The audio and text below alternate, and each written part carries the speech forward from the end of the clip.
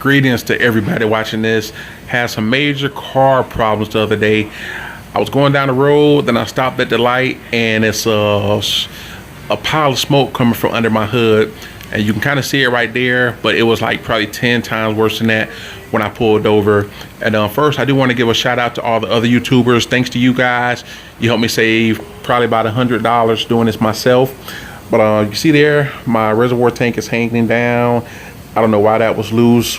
And like I said, the smoke was just like 10 times worse than what the video was actually showing. And like you see right there, I have an engine that's rebuilt, so that tank right there, I'm not even really sure where it was actually supposed to sit, but I just kind of bootlegged it, which you will see towards the end. But like I said, I'm the type of person, I never work on my car. This is the first time I've ever did any mechanical work. But I went ahead and started off by unscrewing that plug under the radiator tank, and you see how that's coming out real dark and chocolatey. It's not supposed to look like that. It's supposed to be like a nice green color. And so you can tell that, you know, it's been a long time since I changed mine, which is the reason why I'm having those problems. And I was getting some like symptoms earlier, like when I noticed my AC and heater wasn't working right.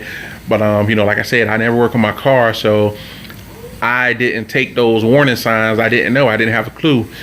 But anyway, I went ahead and let the radiator drain out all those older fluids that have been sitting there.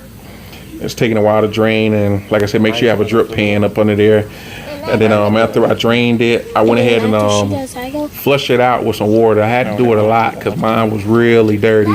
Other people I watch, and when I Googled it and researched it myself, it says that you're supposed to use distilled water, but I didn't have none, so I just used the faucet water. And I really had to flush mine out probably maybe a good 20 times maybe, because it was like the water in there was so dirty. And then it's like I just kept going and going, and it was just like not getting any clearer. And so I probably say like that picture right there, I probably filled it up maybe about 20 times, if not more. And now you can see now it's finally getting a little bit more clearer as it's coming out. And like I said, make sure you have a drip pan. Like I said, it was my first time, so I didn't really catch all of the water.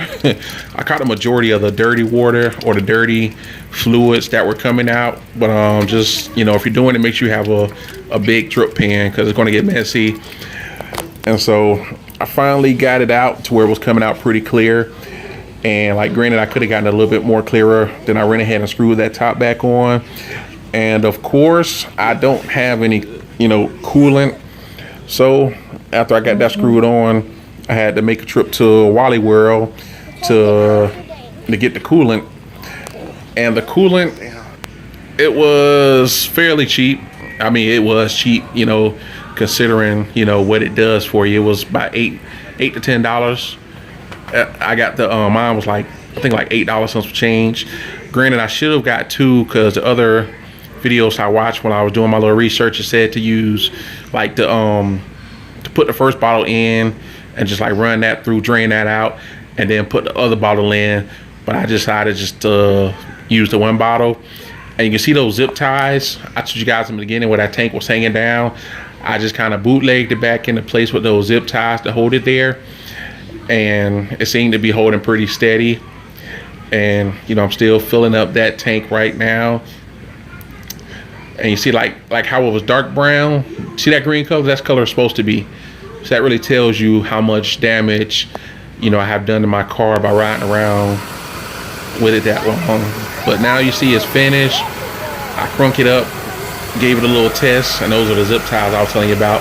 And I put the hang that reservoir tank back in place, and I let it run for about a good 15 minutes.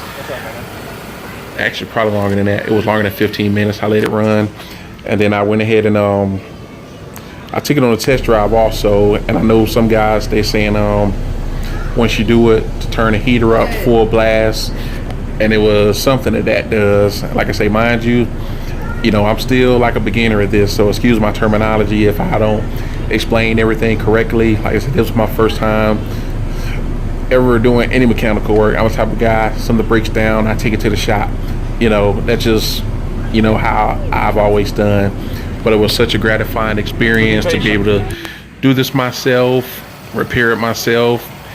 And like you see, that's the engine right there after the test run. I took it on, no smoke, no fumes, and like hopefully it stays that way. If not, you know, then I may be forced to to take it to the shop. But thanks for watching, and thanks to all the other YouTubers. Helped me out a lot, saved me some money.